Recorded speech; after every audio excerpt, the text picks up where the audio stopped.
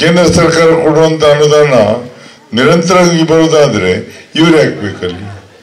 ಮತ್ತೆ ಇವರು ಸಂಸತ್ನಲ್ಲಿ ಹೋಗಿ ಮಾತಾಡಿದಾರ ಅಂತ ನೀವು ಕೇಳಬೇಕು. ನಿಮ್ಮ ಬಗ್ಗೆ ಅಲ್ಲಿ ಬಜೆಟ್ ಸ್ಪೀಚ್ನಲ್ಲಿ ಮಾತಾಡ್ಬೋದು, ರಾಷ್ಟ್ರಪತಿಗಳ ಭಾಷಣದಲ್ಲಿ ಮಾತಾಡ್ಬೋದು, ಪ್ರಶ್ನೆಯನ್ನ ಕೇಳ್ಬೋದು.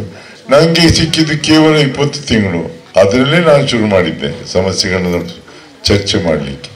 ಹಾಗಾದರೆ ಇವರು 10 ವರ್ಷದಲ್ಲಿ ನಾವು ಅದನ್ನೇ ಹೇಳ್ತಾ ಇದ್ದೀವಿ. ಈಗ ಬಹಳ ಮುಖ್ಯವಾಗಿ ನಿಮ್ಮದು ತೀರ್ಥಹಳ್ಳಿಯಿಂದ ಮಲ್ಪೆದೊಂದು ರಾಷ್ಟ್ರೀಯ ಹೆದ್ದಾರಿ, ಅದರೊಟ್ಟಿಗೆ ಬೇರೆ 2 ಮಾಡಿಸಿದ್ದೆ.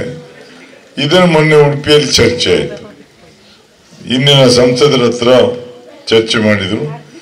ಇದು 10 ವರ್ಷ ಆದರೂ ಯಾಕೆ ಮುಗಿಸ್ಲಿಲ್ಲ ಅಂತ.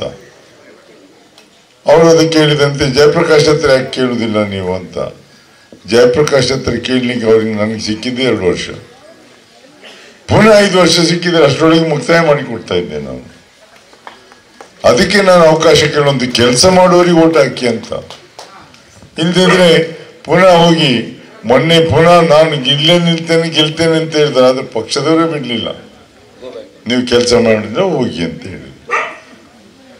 ಅದು ಕೆಲಸ ಮಾಡದೇ ಇದ್ರು ಅವ್ರು ಓಟ್ ಇನ್ನೊಂದು ಕಡೆ ಸೀಟ್ ಕೊಡ್ತಾರೆ ಅಂತ ಆಯ್ತಾ. ನಾವು ಕೆಲಸ ಮಾಡಿ ಓಟನ್ನು ಕೇಳುವಂಥದ್ದು. ಯಾಕಂದ್ರೆ ನನಗೆ ಕೆಲಸ ಮಾಡಿದ್ರೆ ಮಾತ್ರ ಓಟ್ ಕೇಳಲಿಕ್ಕೆ ಆಗೋದು.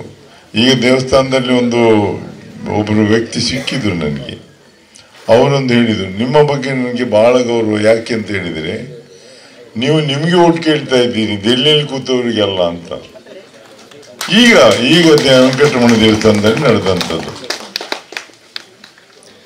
ಯಾವಾಗಲೂ ಜನರ ಮಧ್ಯೆ ಇರೋನು ಜನಪ್ರತಿನಿಧಿ ಆಗ್ತಾನೆ. ನಾಯಕರ ಹೆಸರಲ್ಲಿ ಮತವನ್ನು ತಕೊಂಡು ಗೆದ್ದು ಹೋದರೆ ಅವರು ಜನರ ಪ್ರತಿನಿಧಿ ಆಗುವುದಿಲ್ಲ. ಯಾಕಂದ್ರೆ ನೀವು ಇದನ್ನ ಆಲೋಚನೆ ಮಾಡಿ. ಯಾಕಂದ್ರೆ ನಿಮ್ಗೆ ಕೇವಲ ಓಟ್ ಕೊಟ್ಟು ಕಳಿಸೋದಾದರೆ ಓಟ್ ಯಾಕೆ ಹೋಗ್ಬೇಕು ಅನ್ನೋ ಆಲೋಚನೆಯನ್ನು ಮಾಡಿ.